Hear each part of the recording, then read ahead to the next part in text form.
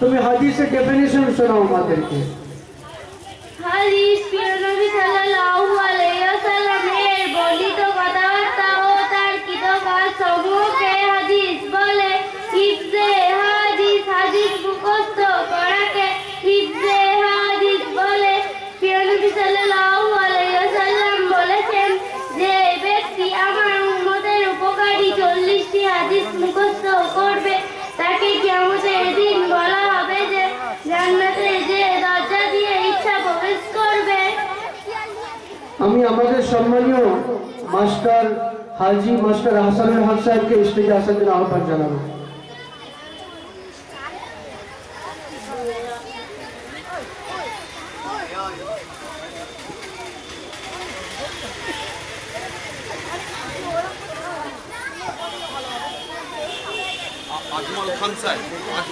আজমাল খান সাহেব, আপনাকেও আমি স্টেজে আসার জন্য আহ্বান জানাচ্ছি।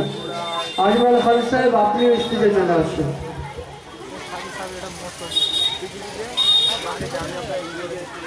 আচ্ছা নওশীন, তোমাকে আমি যদি কিছু হাদিস শোনাতে বলি তুমি শোনাতে পারবে? আচ্ছা 1 থেকে 5 নম্বর হাদিস পর্যন্ত শোনাও তো।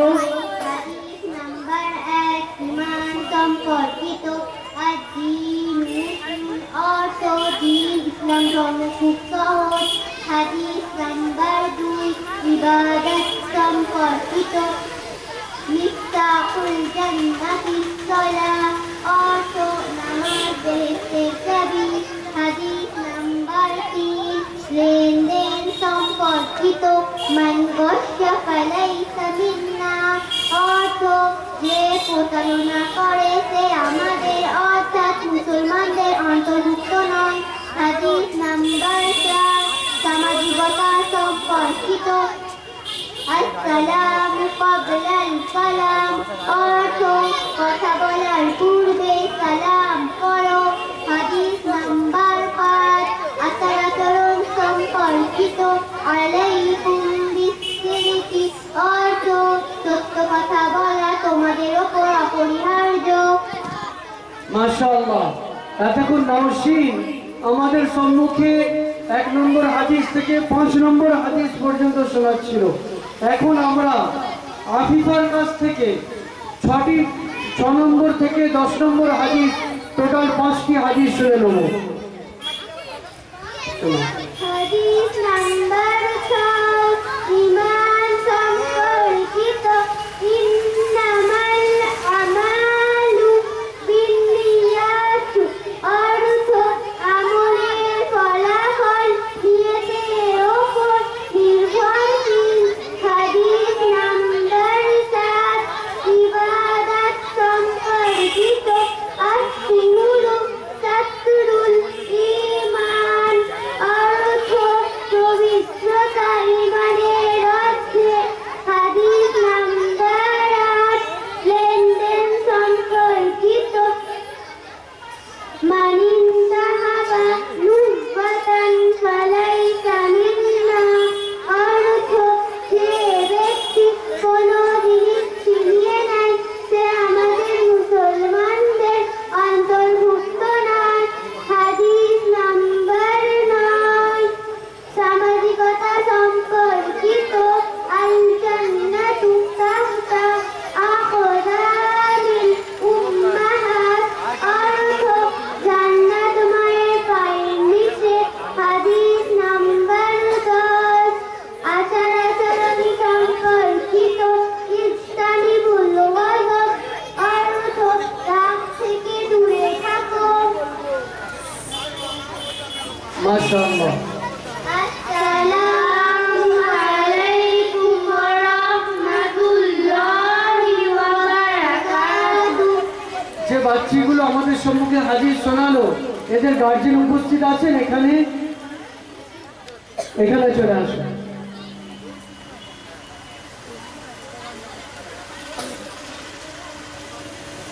আপনি নওশীনের আব্বাজি, আর বাকি 2টি ছাত্রীর গার্জেন আছেন এখানে, একটু উপরে আসুন। বলছি তোমাদের গার্জেন আছেন এখানে উপস্থিত? তোমার গার্জেন আছেন?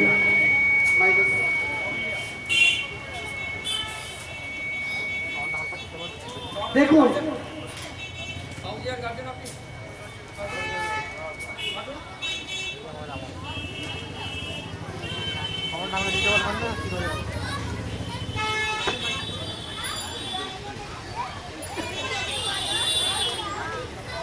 আচ্ছা আমাদের সম্মানীয় নাসিম স্যার, আপনি আপনার কন্যাকে কতদিন দিনিয়াতে পড়াচ্ছেন?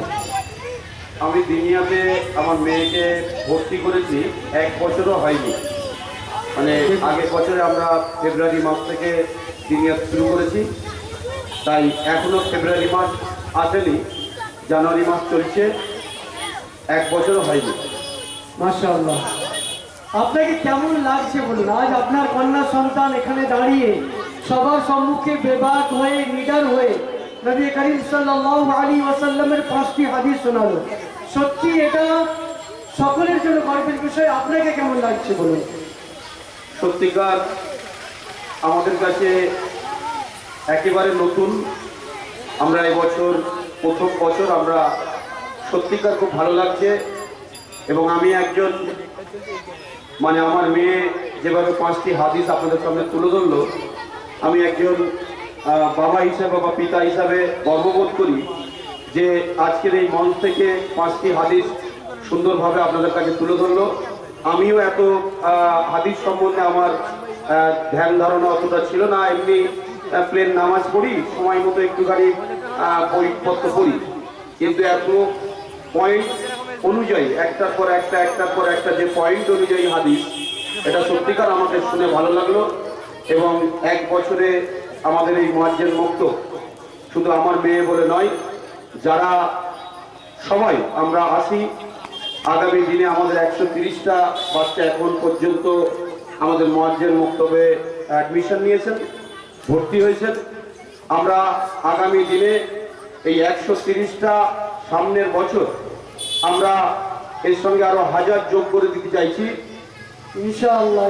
তাই সবাই সহযোগিতা, সাহায্য আমরা আজকের মঞ্চ থেকে ঘোষণা করছি। আমাদের অনেক সম্মানীয় মানুষজন মঞ্চে উপস্থিত আছেন, তাদেরকেও আমরা আবেদন করব, নিবেদন করব যে আপনারা এই মুয়াজ্জিন মক্তব, সেই পৃথিবীতে আমরা যেদিন এসেছিলাম আর পৃথিবী থেকে যখন চলে যাব তখন খালি হাতে চলে যাব।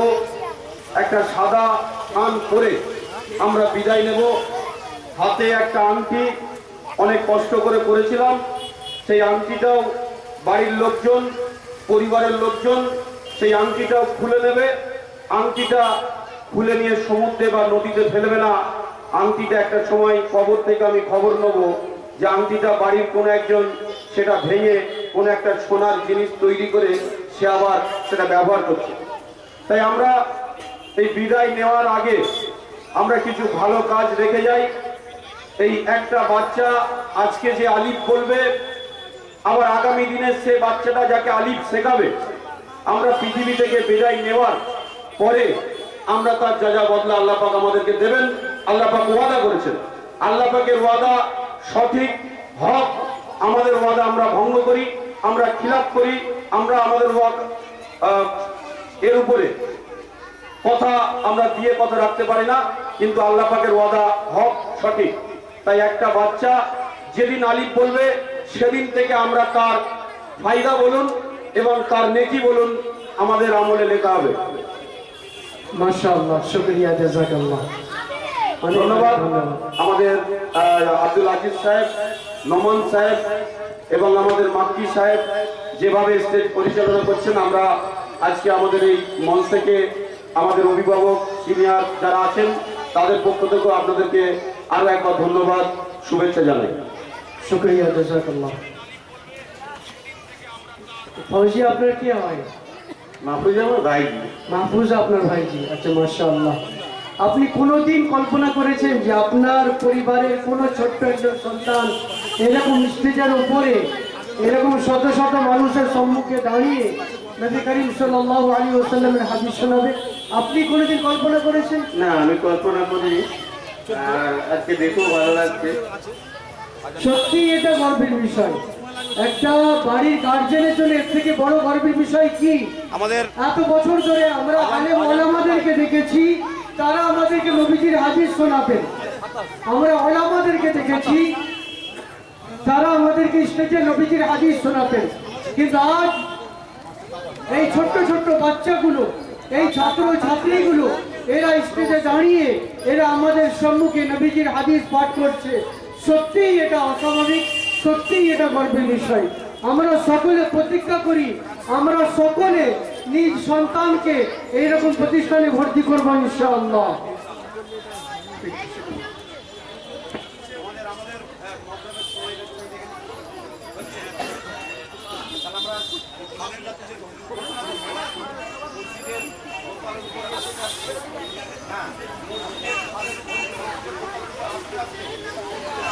দিনিয়াতের ছাত্র ছাত্রীরা, ভালো করে শোনো বাবুরা, দিনিয়াতের ছাত্র ছাত্রীরা আস্তে আস্তে